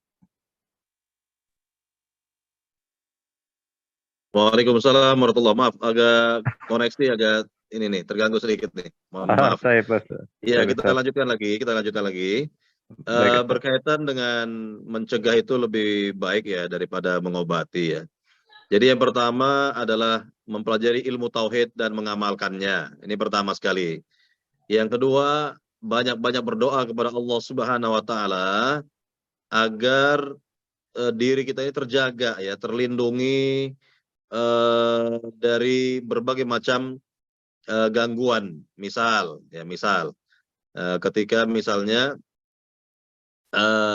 di pagi hari, di sore hari berzikir pagi dan sore kan gitu. Atau misalnya ketika keluar rumah itu baca doanya, atau ketika sampai di tempat tujuan membaca doa a'udzu bikalimatillahi tammati min syarri ma khalaq. A'udzu bikalimatillahi min syarri ma khalaq. Ya, a'udzu bikalimatillahi min syarri ma khalaq. Aku berlindung kepada kalimat-kalimat Allah yang sempurna dari segala macam kejahatan atau keburukan begitu. Nah, jadi itu berdoa kepada Allah Subhanahu wa taala. Atau mendoakan anak misalnya, ya, mendoakan anak, u'idzuka bikalimatillahi tammati min syarri kulli syaitanin wa hammah wa min kulli ainin lammah. Aku memohon ya kepada Allah untukmu dengan kalimat-kalimat Allah yang sempurna dari setiap ya kejahatan syaitan, dari makhluk yang berbahaya, dan dari pandangan manusia yang dengki. Nah, begitu. Berdoa, itu doa. Doa kepada Allah Subhanahu wa taala agar mendapatkan perlindungan, kan begitu. Ini yang kedua. Yang ketiga, yakni kalau misalnya di rumah itu jangan lupa ya, selain membaca surat atau Al-Qur'an yang telah berlangsung ya, yang biasa dibaca begitu, jangan lupa juga membaca Al-Baqarah. Membaca surat Al-Baqarah. Kenapa? Karena membacanya mendapatkan keberkahan. Sebagaimana Nabi yang mulia SAW menjelaskan, Iqra'u surat Al-Baqarah fa inna akhdaha baraka wa tarka hasara wa la tastati'uha al-batalah. Bacalah oleh kalian Al-Baqarah di rumah. Karena membacanya mendapatkan keberkahan dan meninggalkannya mendapatkan kerugian. Dan rumah yang dibacakan Al-Baqarah tidak dapat ditembus oleh tukang sihir. Bayangkan. Tidak dapat ditembus oleh tukang sihir. Nah, ini bagus sekali. Kalau seorang ya di rumahnya itu terus-menerus membaca Al-Baqarah dan juga surat-surat yang biasa dibaca atau lanjutan dari bacaan Al-Qur'an Al-Karimnya misalnya. Nah, kemudian yang berikutnya lagi ya, ini kalau ada ini, yakni tiap pagi itu makan 7 butir kurma Madinah. Ya, setiap pagi makan 7 butir kurma Madinah karena memang ada hadis yang menjelaskan hal itu dan ini jaminan dari Nabi yang mulia sallallahu alaihi wasallam. Jadi terhindar dari sihir, ya terhindar dari sihir. Kemudian ya tentunya yang lainnya lagi tentunya ya dalam berteman lah. Ya dalam masalah pertemanan atau persahabatan ini jangan sembarang berteman begitu. Jangan sembarang bergaul karena Nabi mengatakan al-mar'u ala dini khalilih falyanzur ahadukum ma yukhalil. Seorang akan tergantung dengan agama temannya, hendaknya dia melihat kepada siapa dia berteman. Hendaknya dia melihat kepada siapa dia berteman. Jadi pertemanan ini juga yakni berpengaruh kepada kita, pada hati kita, kan begitu. Jadi dapat berpengaruh ya. Karena berapa banyak di antara orang-orang yang tadinya berteman lalu bermusuhan kan begitu ya, kemudian apa eh, yakni orang tersebut menyihir mantan temannya itu misalnya. Nah, waliyadzubillah. Rasulullah salamata wal afiyah. Jadi inilah yang berkaitan dengan ya yakni hal-hal pencegahan daripada pengobatan. Nah, kalau seorang sudah terkena sihir maka diobati. Dengan cara bagaimana? Yaitu diruqyah sampai sembuh. Diruqyah yang dibacakan ayat Al-Qur'an sampai dia sembuh. Atau diambil 7 lembar daun bidara lalu dilumatkan begitu, kemudian sebagiannya dimasukkan ke dalam air minum untuk diminum ya, dan sebagiannya lagi di air mandi ya, di bak mandi misalnya atau di ember untuk mandi begitu. Nah, itu diantara cara untuk terlepas dari pengaruh sihir bagi mereka yang sudah terlanjur ya terkena sihir atau dampak sihir ya, kurang lebih seperti itu. Wallahu taala alam.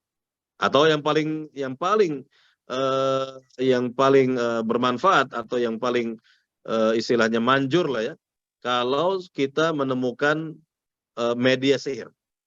Kalau ditemukan media sihirnya, lalu kita musnahkan media sihir itu, maka segera akan sembuh. Segera ya sembuh. Dan inilah yang terjadi pada diri Nabi ketika Nabi dikunjungi oleh 2 malaikat yang tadi itu telah disebutkan begitu, maka malaikat tersebut menjelaskan kepada Nabi tentang media sihir yang ditanam atau yang ya disembunyikan di sumur yang disebutkan ya di negeri Madinah itu. Maka segera Nabi perintahkan kepada sebagian sahabat untuk menuju sumur itu dan menemukan media sihir lalu musnahkannya, sehingga pengaruh sihir lepas dari diri Nabi Shallallahu Alaihi Wasallam. Dan perlu difahami bahwa Nabi ya terkena sihirnya Labid bin Al-Asam karena ada hikmah yang besar di balik itu. Ada hikmah yang besar di balik itu. Ya diantara hikmahnya adalah bahwa sihir itu sama seperti penyakit-penyakit yang lain. Artinya dapat diobati, dapat disembuhkan, kan begitu. Bukan penyakit luar biasa. Jangan dianggap sebagai penyakit yang luar biasa. Itu penyakit seperti biasa kok. Yang seperti penyakit kulit atau yang lainnya lah dapat diobati dengan izin Allah Subhanahu wa taala. Juga tentang sihir itu atas izin Allah Subhanahu wa taala. Nabi terkena sihir atas izin Allah Subhanahu wa taala. Wa ma hum bidarrin bihi min ahadin illa biidznillah. Dan tidaklah dapat membahayakan sihir kepada seorang kecuali dengan izin Allah. Kecuali dengan izin Allah Subhanahu wa taala. Wallahu taala. Baik. Silakan ada pertanyaan yang lain? Ada 3 pertanyaan lagi, Ustaz. Baik ya, pertanyaan kedua, ya, mengenai ini yang dimaksud perantara ini mungkin buhul-buhul ya, Ustaz, yang dimaksudnya. Ya. Nah, baik. Iya, buhul-buhul atau simpul-simpul gitu ya. Simpul-simpul. Nah. Kira-kira. Afwan, izin bertanya Pak Ustadz. Dengan diciptakannya bintang-bintang di langit yang salah satu kegunaannya untuk melempari setan-setan yang mencoba mencuri berita dari langit, tapi kenapa masih ada peramal-peramal yang omongannya di kedepan hari memang menjadi kenyataan? Mohon penjelasannya Ustadz. Syukran. Iya, jadi semuanya ini adalah ujian. Ya, dalam kehidupan ini kan penuh dengan ujian kan begitu. Artinya iman atau percaya kepada dukun paranormal akan terlihat. Ya, akan terlihat kan begitu. Nah, bagi mereka yang tidak percaya kepada dukun atau paranormal juga akan terlihat. Jadi intinya semuanya ini terjadi atas izin Allah. Tidak mungkin ya jin itu dapat mencuri kabar dari langit kecuali atas izin Allah Subhanahu wa taala. Ya, namun juga banyak di antara jin-jin itu yang mati atau terbakar dengan bintang-bintang yang dilemparkan ya kepada jin-jin tersebut begitu. Jadi jangan percaya pada dukun paranormal karena satu kabar yang berhasil dicuri dari langit dan fokus dengan satu kedustaan. Jadi yang benar cuma satu, dustanya 100 begitu. Jadi jangan sampai percaya gitu ya dengan yang dukun atau paranormal atau yang semisal gitu. Allah taala. Baik, silakan yang lain. Baik, Ustaz. Assalamualaikum, Ustaz. Afwan. Bagaimana dengan istri yang pergi ke dukun untuk menyihir suaminya agar si suami akan selalu tunduk pada istri, sehingga bisa dikuasai harta-hartanya dan dijauhi oleh keluarga sang suami? Apakah istri tersebut bisa dihukumi telah melakukan praktek kemusyrikan? Gimana, Ustaz? Iya, tentunya siapa saja lah. Siapa saja yang datang ke dukun, ini baru percaya ya. Kalau baru percaya, ini baru percaya dengan dukun, maka apa kata Nabi? Lam tuqbal lahu salatun arba'ina yauman. Salatnya enggak diterima selama 40 hari atau 40 malam kata Nabi. Ya. Itu baru percaya. Apalagi kalau dia datang ke dukun minta istilahnya disihirkan atau ya apa namanya? Untuk menyihir atau disihirkan untuk orang lain begitu ya. Wallahu ini sudah merupakan kesyirikan, jelas-jelas syirik besar seperti ini. Jelas-jelas syirik besar yang seperti ini. Jadi membuat si suami atau pasangan menjadi begini, begitu dan sebagainya, dikuasai dan sebagainya, di apa namanya? Ini disihir lah intinya dengan tujuan-tujuan macam-macam tadi, ya maka ini jelas merupakan perbuatan syirik besar. Seperti ini syirik besar. Nasallallahu salamata wal afiyah. Nah, silakan. Ada lagi? Ada, Ustaz. Assalamualaikum, Ustaz. Apa tanda-tanda kita terkena sihir? Ya, seorang yang terkena sihir mungkin secara drastis, ya, yakni kelakuannya berbeda, perbuatannya berbeda, yang tidak biasa-biasanya, ya, melakukan hal tersebut kok, ya, dilakukan misalnya. Terjadi misalnya hal-hal yang aneh-aneh misalnya, hal-hal yang aneh-aneh, atau misalnya terasa dia sakit yang secara medis nggak ketemu itu penyakitnya, tidak dijumpai penyakitnya menurut dokter misalnya, namun dia merasa kesakitan terus misalnya. Kesakitan terus kepalanya, badannya, perutnya dan lain sebagainya, ya. Kemudian kalau di ruqyah, nah ini dia. Kalau di ruqyah, ya, yakni orang yang terkena sihir itu akan bereaksi istilahnya. Akan ada reaksinya begitu. Dengan adanya ruqyah, dengan di ruqyah ada reaksi ya dari fisik orang yang terkena sihir. Nah, ini tanda bahwa orang tersebut tersihir. Jadi ini yang pertama ya. Yang kedua, jangan kita bermudah-mudah juga. Yang kedua, jangan bermudah-mudah. Oh, lihat tuh, Anda tersihir kayaknya nih. Ya, ya, nggak taunya ya, ya ini ketika ditelusuri bukan sihir ya, bukan sihir ya. Nah ini banyak hal-hal seperti ini, orang-orang awam nih biasanya, orang-orang awam yang langsung ya menghukumi, oh Anda tersihir, oh si fulan tersihir, dari mana? Ya harus ada, ya ini bukti terlebih dahulu, harus ada indikasi kuat terlebih dahulu kalau dinyatakan bahwa si fulan atau fulana ya tersihir. Wallahu taala alam. Silakan, ada lagi? Sudah ada, Ustaz. Assalamualaikum warahmatullahi wabarakatuh. Izin bertanya, Ustaz, bagaimana hukumnya seseorang menonton sulap yang kadang sudah tidak masuk akal triknya? Misalnya, pesulap bisa jalan di tembok dan lain-lain.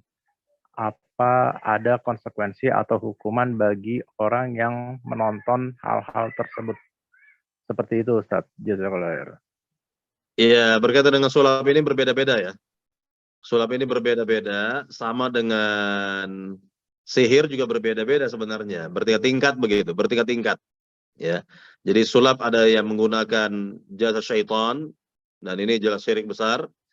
Ada pula sulap yang tidak demikian, ya, yang tidak mengarah kepada syirik, ya, namun menggunakan trik-trik, menggunakan trik-trik tertentu, yakni kecepatan tangan misalnya, atau yang lainnya begitu, maka tidak mengarah kepada syirik, tidak mengarah kepada syirik. Jadi kalau kita menonton sulap yang tidak mengandung kesyirikan, ya pada dasarnya tidak ada masalah.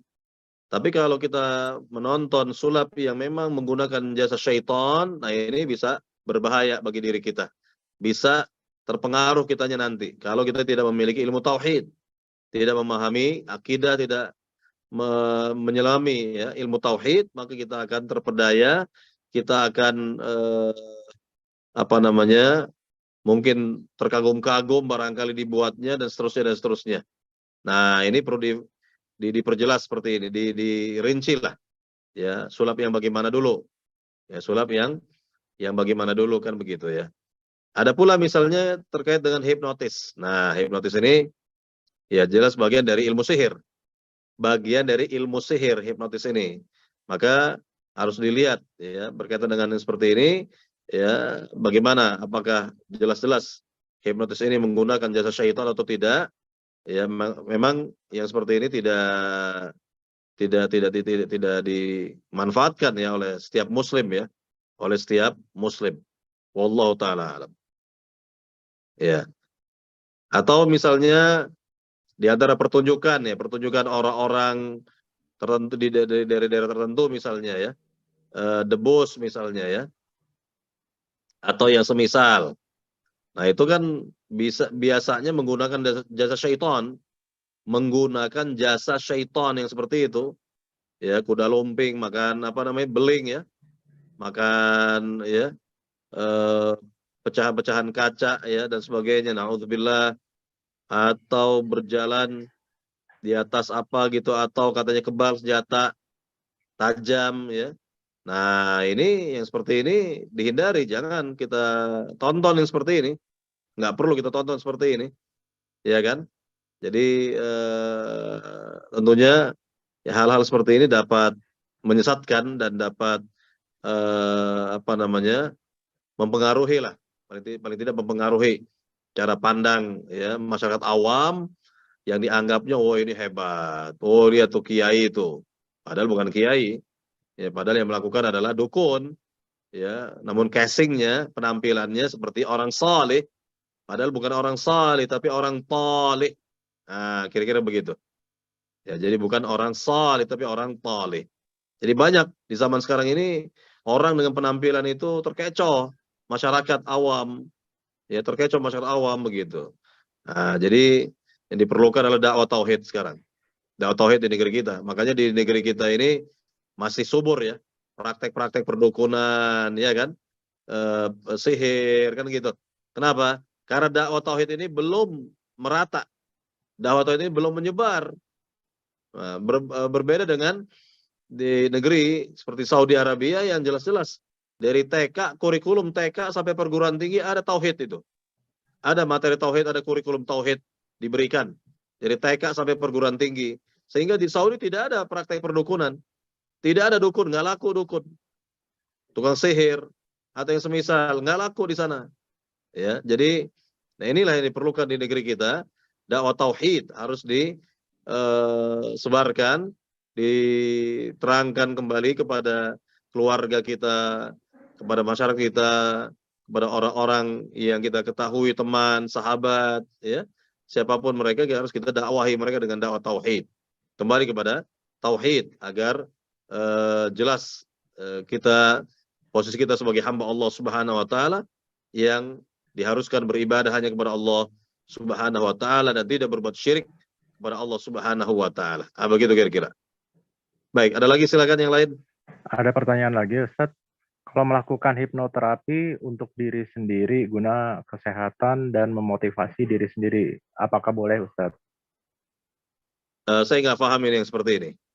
Hipnoterapi jadinya menghipnotis dirinya sendiri gitu, Ustaz. Iya, kenapa? Memasukkan sugesti-sugesti dan lain-lainnya. Nggak, hal seperti ini tidak ada contoh dari salafus saleh. Cukup kita mengkaji Al-Quran, kita mengkaji hadis Nabi, maka kita akan termotivasi. Kita akan termotivasi dengan ayat Al-Quran, dengan hadis-hadis Nabi SAW, dengan melihat bagaimana sejarah kehidupan Nabi, sejarah kehidupan para sahabat, sejarah kehidupan para ulama. Itu semua dapat memotivasi diri kita. dapat memotivasi diri kita. Jadi orang Islam itu punya caranya sendiri. Punya caranya sendiri. Saya mungkin cara tadi atau metode tadi mungkin digunakan oleh orang Hindu barangkali ya. Orang-orang Buddha barangkali atau selain atau orang di luar Islam barangkali itu. Ya. Metode-metode seperti itu. Kalau dalam Islam nggak ada itu. Hal-hal seperti itu nggak ada. Jadi yang dapat memotivasi diri kita adalah Al-Quran, hadits Nabi yang mulia, dan ya, perjalanan kehidupan para sahabat, ya, tabi'in, tabi'ut tabi'in. Nah, itulah yang dapat memotivasi diri kita. Wallahu ta'ala alam. Tapi Ustaz, saya ada pengalaman, jadinya kita punya penginapan, kemudian di situ dulu itu pernah mereka melakukan hal-hal kesyirikan dan lain-lainnya, jadinya memberi setiap minggu itu kasih sajen, kemudian tiap tahun itu kasih kepala kambing dan lain-lainnya. Mereka berharap di penginapan itu jadi ramai. Ternyata setelah sekarang baru mikir juga, oh nggak ngaruh juga gitu. Jadinya ini bagaimana Ustaz? Misalkan area itu luas, apa yang bisa kalau kita bacakan Al-Baqarah pasti akan sulit, atau gimana Ustaz? Misalkan area itu luas untuk mengusir mungkin masih ada sihir atau bukul-bukul yang tersembunyi Ustaz. Mohon nasihatnya Ustaz. Ya, ini pertanyaannya gimana? Saya nggak paham. Jadinya dulu itu kita punya penginapan, saya punya penginapan gitu, terus kemudian dulu orang yang sebelumnya yang mengelola itu melakukan hal-hal kesyirikan. Gitu. Nah, di area itu kita mau menghilangkan itu. Kita sudah stop, kemudian kita mau menghilangkan misalkan ada buhul-buhul atau yang lainnya. Mungkin saran Ustaz gimana Ustaz? Karena areanya lumayan luas gitu. Apakah kita harus bacain Al-Baqarah di tiap-tiap ruangan atau seperti apa, bagaimana Ustaz? Iya, jadi nggak perlu semua area itu dibacakan Al-Baqarah. Ada rumah kenapa itu saja itu sudah cukup lah. Artinya tidak semuanya juga ya taman-tamannya nggak perlu seperti itu. Yang penting kita yang memiliki penginapan itu haruslah terus membersihkan diri kita dari berbagai macam nodanya begitu, dari noda syirikah, dari noda bid'ah, dari noda ya dosa dan maksiat dan lain sebagainya, agar betul-betul bersih sehingga Allah Subhanahu wa taala akan memberikan kebaikan kepada tempat tersebut begitu. Ya, kepada tempat itu Allah akan berikan kebaikan, keberkahan di tempat seperti itu begitu. Jadi tidak melakukan seperti yang dilakukan oleh sebagian orang, misalnya pada setiap tempat di ruqyah gitu, nggak ada contoh juga seperti itu, ya. Di pojok-pojok di ruqyah misalnya, nggak ada contoh seperti itu, ya nggak ada contoh seperti itu. Cukup di rumah saja yang menjadi tempat penginapan itu yang kita bacakan Al-Baqarah, ya, kira-kira seperti itu, ya kira-kira seperti itu. Allah taala alam. Ya. Ustaz, ada juga kebiasaan masyarakat kita itu yang untuk selamatan atau menaruh buhul-buhul itu di atap rumah gitu. Itu kebiasaan dari orang-orang yang sebelum kita. Nah, orang kita yang ketika membeli rumah atau datang ke rumah tersebut, ketika mengetahui itu, lalu kita bersikap seperti apa, Ustaz? Iya, kalau kita tahu seperti itu dan itu rumah kita, sudah menjadi milik kita, maka buhul-buhul ataupun apa saja yang diikat-ikat di rumah itu dimusnahkan, dibuang. Ya, diambil, dimusnahkan gitu, dibakar aja gitu ya. Dibakar. Iya, dibakar. Iya. Iya. Contoh begini, misal gini. Saya pernah mendapatkan ya, ada sebidang tanah mau dijual. Agar cepat laku tanah itu, ternyata ada orang yang berusaha datang ke dukun, ya, lalu dikasih semacam buhul-buhul gitu ya. Di dalamnya kalau dibuka itu ada raja-raja. Ada raja-raja, ada macam-macam lah, ya, barang itu. Nah, barang itu saya tahu karena diikat di pohon, lalu saya ambil, kemudian saya musnahkan, saya bakar, gitu. Jadi nggak perlu ragu untuk memusnahkan ya di media-media kesyirikan lah kita katakan seperti itu. Ya kalau tidak dikatakan media sihir atau pemikat atau apa sajalah begitu ya, maka kita musnahkan media-media syirik tadi. Ya, wallahu taala. Baik, Ustadz. Terkait dengan hal ini, Ustadz, kami juga pengalaman menjadi relawan di Lumajang, di mana di daerah tersebut biasa melakukan sedekah alam gitu. Artinya mereka memotong kepala kerbau, kemudian dimasukkan ke apa ya, gunung Merapi tersebut. Itu kejadian di Gunung Merapi. Nggak lama kemudian Gunung Merapi itu mengeluarkan lahar dingin. Nah, terkait hal ini, apakah sebenarnya kesyirikan yang dimaksud dengan hadis Rasulullah itu, apakah ada memang perbuatan-perbuatan yang sihir ini benar-benar membinasakan, artinya membawakan sebuah kemudaratan kepada pemiliknya atau warga sekitarnya gitu, Ustaz? Iya jelas, yakni perbuatan buruk itu berdampak. Ya, nah yang namanya perbuatan buruk, ya itu sangat berdampak sekali bagi lingkungan, bagi diri pribadi yang melakukannya, kemudian bagi bahkan orang, ya, bagi keluarga, bagi lingkungan. Contoh-contoh yang gampang sajalah. Kita lihat misalnya Hajar Aswad, batu hitam yang ada di salah satu sudut Ka'bah itu, atau Hajar Aswad itu kan. Apa kata Nabi? Ya, sawwadathu khati'atu bani Adam. Bahwa Hajar Aswad tersebut ya menjadi hitam karena sebab dosa-dosa manusia. Itu dampak ya kepada batu, ya, atas perbuatan dosa itu berdampak kepada batu yang asalnya batu itu berwarna putih kata Nabi. Ya, berwarna putih. Lalu menjadi hitam karena sebab dosa-dosa manusia. Jadi dosa perbuatan maksiat apalagi syirik itu sangat berdampak bagi lingkungan. Nah, jadi antum perhatikan deh, ya lingkungan orang-orang yang banyak berbuat syirik dengan lingkungan orang-orang yang bertauhid pasti beda, auranya beda, ya akan terasa beda. Contoh, nggak usah jauh-jauh. Ya, Ana pernah masuk ke arah Bali ya, Bali. Jelas di situ kan beberapa wilayah di situ kan setiap rumah itu ada apa? Ada berhala ya, patung ya. Ada sesaji kan? Ada sesaji-saji. Itu ana melewati daerah seperti itu, kok auranya beda itu. Ya. Beda sekali. Ya. Jadi kok nggak seperti wilayah-wilayah yang lain gitu. Nah, lihat dampak kesyirikan. Itu karena dampak kesyirikan. Nauzubillah. Ya. Nah, jadi sekali lagi itu membawa malapetaka memang pada dasarnya. Ya, yakni perbuatan-perbuatan menyimpang seperti itu ya. Ya, nasallallahu salamata wal afiyah. Baik. Masih ada lagi? Terkait dengan yang pertanyaan tadi untuk seorang istri yang mendatangi dukun agar suaminya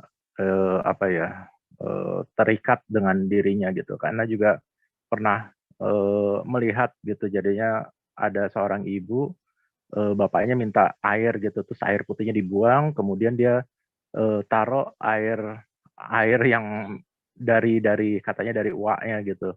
Kemudian dikasih, ibu saya tanya, itu air apa Bu? Untuk pemikat katanya. Ternyata totonya nggak lama suaminya nikah lagi. Artinya gini Ustadz, apakah Allah kan menciptakan suatu kebaikan dan keburukan gitu. Artinya sebenarnya hal-hal yang seperti itu tidak perlu dilakukan. Lakukan saja yang baik, yang sesuai dengan sunnah gitu. Artinya memberi hadiah atau apa untuk mengikat si suaminya itu, atau patuh, atau ciri-ciri yang Allah dan Rasulnya ajarkan gitu. Bagaimana pandangan menurut Ustadz itu? Ya tentunya dua hal yang berbeda ya. Jadi yang pertama, istri pertama atau si A lah ya, wanita yang pertama ini memikat pasangannya itu atau suaminya dengan pelet ya, Sihir. atau bahasa Arabnya tiwalah gitu ya, memelet suami atau sebagainya. Nah, kemudian wanita yang kedua dengan menggunakan cara-cara yang baik, cara-cara yang nyunnah begitu, maka tentunya akan terlihat perbedaannya. Akan terlihat perbedaannya. Jadi kalau yang pertama tadi jelas mengarah kepada syirik, maka yang seperti itu tidak akan bahagia, tidak mendapatkan kebahagiaan yang hakiki. Adapun yang kedua jelas akan mendapatkan kebahagiaan yang hakiki, kan begitu. Karena apa? Karena Nabi SAW mengatakan, tunkahul mar'ah li arba', ya. Wanita itu dinikahi karena 4 hal, ya kan? Yang pertama karena kecantikannya, yang kedua karena hartanya, nasabnya, keturunannya, dan yang keempat karena agamanya. Dan Nabi mengatakan fadfar bidzatid din taribat yadak. Pilihlah yang keempat itu ya, karena engkau akan bahagia dengannya. Jadi kalau melakukan hal-hal yang sesuai dengan contoh ya agama, apa yang Allah inginkan, apa yang Rasul inginkan, maka tentunya akan bagus seperti itu, akan langgang ya, akan mendapatkan sakinah, mawaddah, warahmah yang sebenar-benarnya.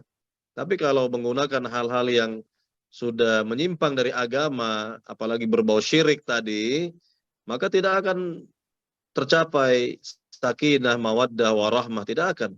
Ya tidak akan ya. Maka kita lihat ya kehidupan Nabi itu betul-betul sakinah, mawaddah, warahmah. Lihat kehidupan para sahabat terpenuhi ya sakinah, mawaddah, warahmah, kan begitu. Adapun kehidupan tukang sihir bagaimana? Tukang sihir punya pasangan atau dukun punya pasangan nggak? Punya pasangan. Apa mereka mendapatkan sakinah, mawaddah, warahmah? Abadan, nggak ada. Tidak mendapatkan sakinah, mawaddah, warahmah. Kenapa? Ya kehidupannya syirik. Kehidupannya dipenuhi dengan kesyirikan. Atau jangan jauh-jauh lihat orang non-muslim ya. Apakah mereka mendapatkan sakinah, mawaddah, warahmah? Ya, sakinah, mawaddah, warahmah. Tidak. Ya tidak mendapatkan yakni kebahagiaan yang hakiki, kan begitu. Karena kebahagiaan yang hakiki itu ada pada hati yang bersih, bertauhid kepada Allah Subhanahu wa taala. Nah, seperti itu. Makanya manusia yang paling sempurna bahagianya itu para nabi, para rasul. Kenapa? Karena paling sempurna tauhidnya. Paling sempurna tauhidnya. Nah, kemudian diikuti oleh para sahabat Nabi, ya, Nabi Muhammad SAW, wa radhiyallahu taala anhum ajma'in. Para sahabat Nabi kita itu lihat, ya Abu Bakar Siddiq, ya Umar Khattab, Utsman bin Affan, Ali bin Abi Thalib, dan sahabat-sahabat Nabi lainnya, lihat orang-orang yang paling bahagia di dunia. Orang-orang yang paling bahagia di dunia dan nanti di akhirat, ya mereka akan mendapatkan kebahagiaan yang sebenar-benarnya di akhirat, kan begitu. Jadi kita ikuti jejak para nabi, para rasul, di mana mereka adalah orang-orang yang sangat berbahagia dalam kehidupan dunia sampai akhirat mereka nanti. Nah, itu yang kita ikuti, jejak kehidupan para sahabat radhiyallahu taala anhum ajma'in. Wallahu taala alam. Barangkali terakhir ada pertanyaan? Kakak-kakak misalkan ada yang mau ditanyakan, silahkan. Yang terakhir mau Raisen. Baik Ustaz, mungkin dari saya lagi Ustaz, terkait dengan fenomena sebentar lagi pilkada. Artinya orang-orang ingin mendapatkan jabatan, ingin mendapatkan uang, mereka datang ke dukun-dukun ataupun ke dukun-dukun gitu. Jadinya minta keberkahan, minta doa, minta apalah gitu. Nah, bahkan mereka itu bahasanya tuh datang ke kalau sekarang kan ngomongnya ke orang pintar atau yang lain. Nah, kita membedakan ini antara dukun dengan selimut agama ini gimana Ustadz? Maaf, saya ilustrasinya agak kurang baik. Tapi yang saya tangkap, yang saya terpikirkan sekarang seperti itu, Ustaz. Jadinya di Rawagede itu emang ada, mereka kalau misalkan mau pilkada gitu, rame gitu, dia datang ke orang tersebut gitu. Orang-orang, dia sebagai guru ngaji gitu. Bagaimana nasihatnya, Ustaz, untuk membedakan antara dukun dengan orang yang benar-benar soleh? Iya, tinggal kita melihat kepada definisi orang saleh. Ya, definisi orang saleh adalah alladzi yaqumu bihaqqillah wa haqqil ibad. Orang yang dapat menegakkan hak Allah dengan baik dan hak sama dengan baik. Itulah orang saleh. Jadi kalau kita paham tentang definisi orang saleh, kemudian kita pelajari tauhid dan akidah, barulah kita dapat ini membedakan mana dukun, mana yang bukan dukun, mana kiai, mana yang bukan kiai, mana ustadz atau bukan ustadz misalnya. Itu dengan ilmu. Dengan ilmu, maka wajib belajar. Memang yang banyak terkecoh adalah masyarakat awam karena mereka nggak punya ilmu, nggak punya filter. Ilmu itu filter. Ya, ilmu itu filter begitu. Jadi orang yang tidak belajar agama ini, lebih khusus tidak belajar akidah dan tauhid, bagaimana mungkin bisa membedakan mana syirik, mana yang bukan syirik? Kira-kira begitu. Ya, mana tauhid, mana syirik, nggak bisa bedakan. Ya, dipandangnya sama aja. Casingnya, masya Allah, penampilannya luar biasa. Nggak taunya setelah diselidiki dukun, setelah diselidiki ya tukang sihir. Begitu. Jadi harus belajar ilmu, belajar agama ini, ilmu tauhid. Makanya Allah Subhanahu wa taala mulai ya firman-Nya dengan ilmu dalam surat Muhammad ayat 19 ya. Fa'lam annahu la ilaha illallah. Ketahuilah dengan ilmu tentang tauhid, kata Allah. Fa'lam annahu la ilaha illallah. Ketahuilah dengan ilmu tentang kalimat tauhid la ilaha illallah. Artinya belajarlah, kata Allah. Ya, berilmulah tentang tauhid. Barulah kita tahu, barulah kita faham mana yang tauhid, mana yang syirik. Begitu. Mana syirik besar, mana syirik kecil, dan seterusnya dengan mempelajari ilmu tauhid. Jadi ya, yang pertama sekali lagi difahami dulu definisi orang saleh, yang kedua pelajarilah ilmu tauhid. Maka ilmu inilah sebagai pembimbing kehidupan kita dalam kehidupan kita, sehingga kita dapat memilah dan memilih mana orang saleh, mana orang taleh gitu. Jadi bisa dibedakan ya antara orang saleh dan orang yang tidak saleh. Kira-kira seperti itu. Ya, wallahu taala alam. Baik, Ustaz. Baik. Mungkin kita sudahkan untuk sampai di sini. Mungkin Ustaz mohon bimbingan untuk membaca doa kafaratul majelis. Baik, kita cukupkan sampai di sini kajian kita pada pagi hari ini. Mudah-mudahan apa yang disampaikan ini bermanfaat bagi kita semua, bisa kita pahami, bisa kita amalkan. Semoga Allah Subhanahu wa taala selalu memberikan hidayah taufik kepada kita, hidayah tauhid dan sunnah pada diri kita. Semoga Allah Subhanahu wa taala wafatkan kita di atas tauhid dan sunnah Nabi sallallahu alaihi wasallam. Amin amin ya rabbal alamin. Kita akhiri dengan doa penutup majelis. Subhanakallahumma wa bihamdik, asyhadu an la ilaha illa anta, astaghfiruka wa atubu ilaik. Assalamualaikum warahmatullahi wabarakatuh.